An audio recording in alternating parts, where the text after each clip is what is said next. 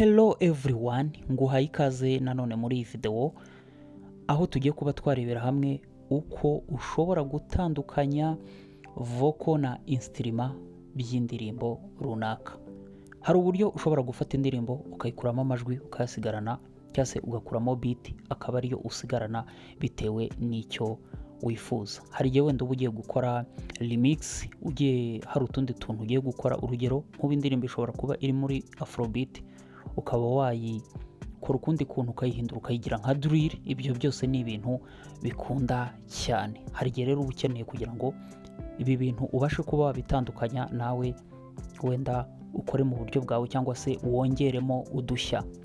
Mbere yo kugira ngo ntangire ino video, ariko iyi video ijyanye no kukwigisha gusa uburyo bikorwa, nkwibutsa yuko bibujijwe kizira kikaziririzwa gufata indirimbo y'umuntu utabiherewe uburenganzira ukaba wayikoresha mu buryo bwawe, ukaba wayifata ukayihindura, ukaba wayifata ukayicuruza. Ibyo byose bishobora kukujyana mu mategeko kandi ugahanwa. Niyo mpamvu mbere y'uko ukoresha igihangano cy'umuntu bitewe n'uko ugiye kugikoresha, banza uvugane n'uwo muntu murebe icyo amategeko ateganya kugira ngo ukoreshe igihangano cye, cyangwa se mu gihe ufashe igihangano kitari icyawe hari amategeko abigenga. Nuramuka uyishe, icyo gihe bashobora kuzakujyana mu nkiko n'ibindi bitandukanye. Reka dutangire rero tube twareba uburyo icyo gikorwa dushobora kuba twagikora. Uzaza kuri Google cyangwa se kuri Google Chrome n'ahandi ukoresha hatandukanye, ugenda wandikemo vocalremover.org, ubundi wemeze. Uzahita ugera ku website yabo. Aha ni ahambere, cyangwa se iyi ni website ya mbere ushobora kuba wakoresha.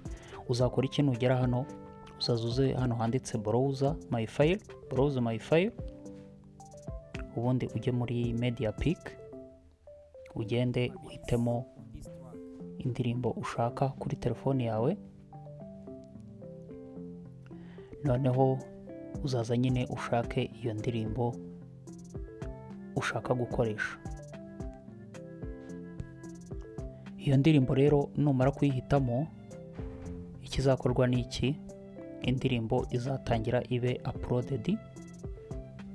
Urabona ko indirimbo yacu iri kuba uploaded, iri kujya kuri iyi website ya vocalremover.org.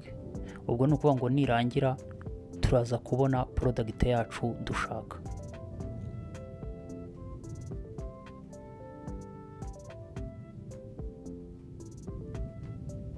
Urabona rero ko bari kutubwira ngo audio processing artificial intelligence algorithm now works, it may take minute. Kuba niwa ngo bari kutubwira ko artificial intelligence ikora bino bintu, itandukanya bino bintu, ikora kano kazi twayihaye iri gukora, bishobora gufata umwanya munini bitewe n'uburyo indirimbo imeze. Niba iri complex, irimo ibintu biri complex, bishobora gutinda cyangwa se bikaba byakwihuta.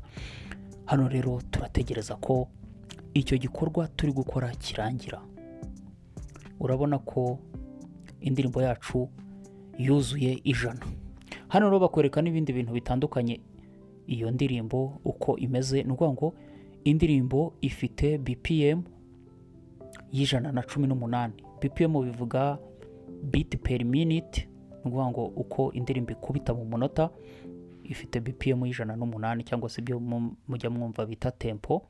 Ikagira key cyangwa se urufunguzo. Indirimbo yose uburyo bigomba kugira urufunguzo irimo igenderamo.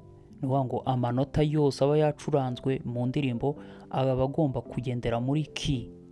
Niyo mpamvu ureba hari muri A major, ni ukuvuga ngo iri muri majeur. Niba ariko babyita mu gifaransa, sinzi abazi igifaransa niba nabyisha murankosora. Urabona mu cyongereza rero iri muri A major. Urabona rero n'ayandi makuru nayo bagenda baguha. Urabona ko rero hano twashyizemo indirimbo. Urabona ko music niyo iri kuvuga gusa. Ubu ukanze hano ku iki kibuto ukumva uburyo ivuga, umva ko urumva ko ari beat gusa. Ushobora no kugira ngo wumve amajwi gusa, uzakora iki? Uzaza ukore hano iri jwi urizamure, vocal uyizamure, ubundi music uyigabanure. Nanone rero uzakina hano wumve uburyo amajwi avuga.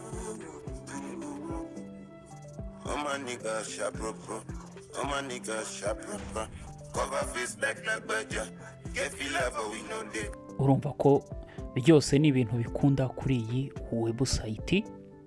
Urumva rero ushaka amajwi cyangwa se instrument byose birakunda. None rero twe twashakaga music, ni ukuvuga ngo icyo ushaka nicyo uzongera ugeze ku 100, ikindi ugabanura ushyire muri 0.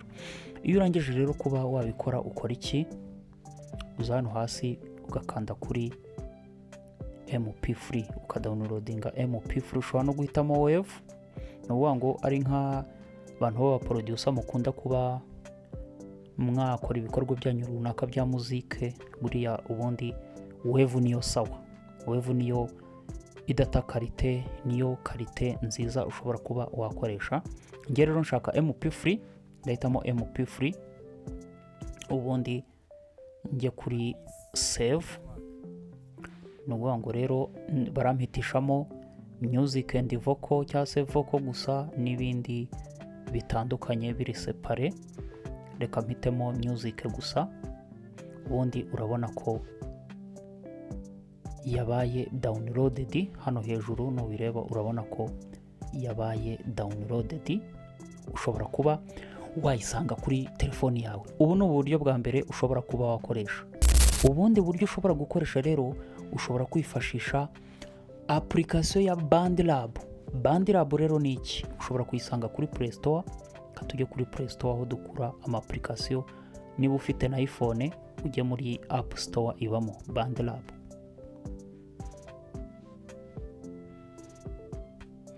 BandLab imeze gutya.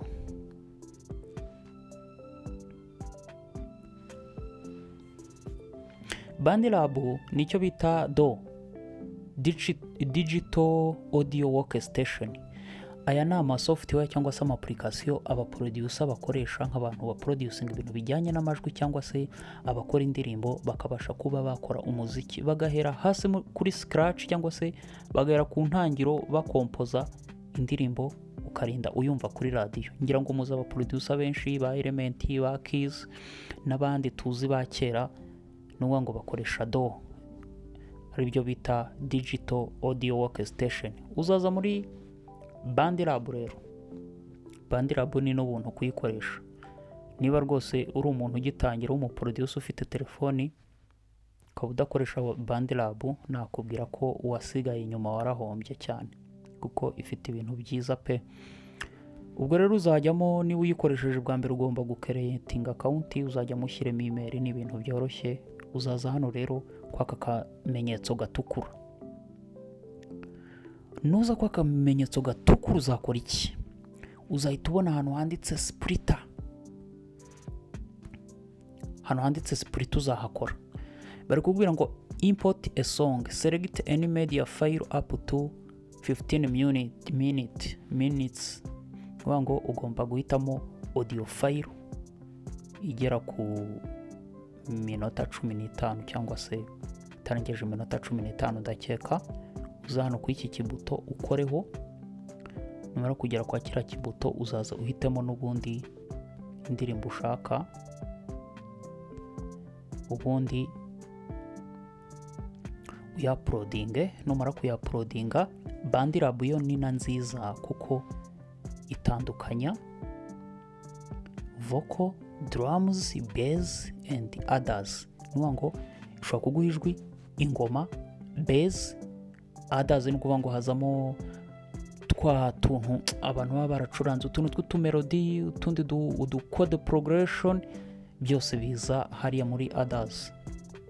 Nuwa ngo rero hano uraza kandi hano handitse split hano hasi, ubundi utegereze ko iza kurangira, kuko bishobora gufata umwanya munini, ariko ishobora no gufata umwanya muto bitewe n'uburyo indirimbo iri complex cyangwa se bitewe n'ibintu bigize iyo ndirimbo. Urategereza rero kugira ngo indirimbo ize kuzura 100 ibashe kubiseparatinga. Indirimbo rero imaze kugera ku 100, imaze kuba uploaded, urabona ko nabwo baduha amakuru atandukanye. Indirimbo n'ubundi ifite BPM 108 cyangwa se tempo, ikaba muri A major nk'uko twari twabibonye. Hano rero baratwumvisha ibintu bitandukanye, baratwumvisha vocal, baratwumvisha drums, baratwumvisha bass, baratwumvisha na others. Kugira ngo rero wumve buri kimwe ukora iki, uza hano ukaba wakanda kuri S. Ni ngo nushyira kuri S urumva vocal gusa. Reka dukine twumve vocal gusa. Chiki fungoni pressure street orientation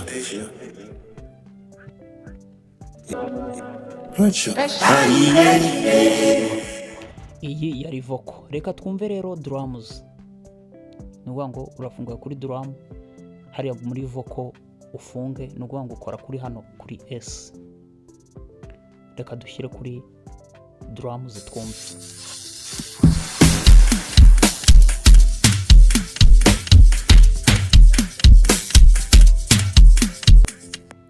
Izo ni ingoma cyangwa se drums. Reka dushyire muri bass. Bass iri mu iyi ndirimbo ivuga ite? Reka dukine twumve.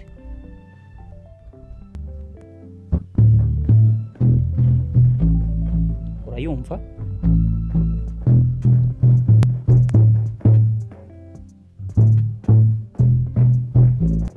Iyo yari bass. Reka twumve others.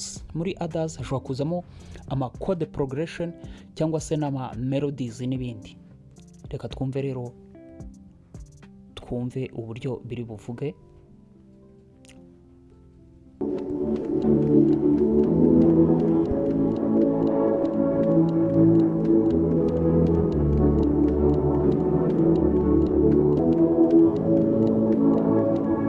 So ibyo ngibyo rero urabitandukanya bitewe n'icyo ushaka. Tuvuge ko rero wenda nishakira ibi bindi vocal ntayishaka, ndakora iki? Ni ngo uzagenda ukora kuri S, ugende wemeza. Ubu ni ukuvuga ngo ibi biri selected, wenda nibyo ushobora kuba ushaka. Nibirangira rero uzakora iki? Uzaza ukande hano kwaka kantu ureba kaga fresh, ni ngo iri muri exporting, ni ngo ya audio yacu are exported, ushobora kuba wayabona kuri telefoni yawe. Uzategereza ko exporting irangira rero yuzura 100. Hano bazaguhitishamo aho ushaka kubika file yawe. Ndaza mpitemo file manager, ubundi nyemeze. Nimara kuyemeza ndahitamo, reka mpitemo wenda hariya folder nshobora kuba nabishyiramo. Ndahitamo hariya kuri download, nindangiza nkore kuri paste hano hasi, ubundi indirimbo zibikemo muri telefone nza kuzisanga hariya muri downloaded. Ibi bikorwa nakoreyemo hano nimwo ndabisanga. Iyi rero nkuko bireba ni BandLab, ni app nziza cyane. Nkuko nakubwiye ko ari do rero ushobora gukora ibindi bitandukanye, ukaproducingiramo umuziki. N'ubundi ushobora kujya hano hasi kwa akamenyetso maze gukora hariya ureba hasi ibumoso, ukajya hano handitse ngo open in studio. Nukuvuga ngo ibi ngibi twatandukanyije n'ubundi, noneho tugiye kumera nkaho tugiye kuba twakora indirimbo cyangwa se twabisubiramo tukabikoresha. Urabona ushobora kugenda ukabihindura, ushobora kongeramo ibindi bintu, kongeramo ibindi byawe ushaka, uramutse ushaka nko kuyikorera remix cyangwa se n'ibindi wumva wifuza. Niyo mpamvu iyo ugihari ukajya muri studio, ushobora kuba wakora studio. Hano rero ushaka gusavinga izo projet, ushobora gukora save hano, ukaza kuzisanga kuri telefoni yawe, cyangwa se na hasi handitse publish, naho ushobora kupublishinga, kuko uru ni urubuga n'ubundi ruhuza abaproducer batandukanye n'abandi bantu, bakaba bayikoresha cyangwa se bagira ikindi kintu bongera kuri iyo ndirimbo wakoze. Ubu ni uburyo rero naberekaga ushobora kuba watandukanya voko na insitirima by'indirimbo runaka. Ndakeka rero ino video yagushimishije, niba wajya kubyibaza ni ubu buryo bikorwa. Tubonane rero muri video ikurikira.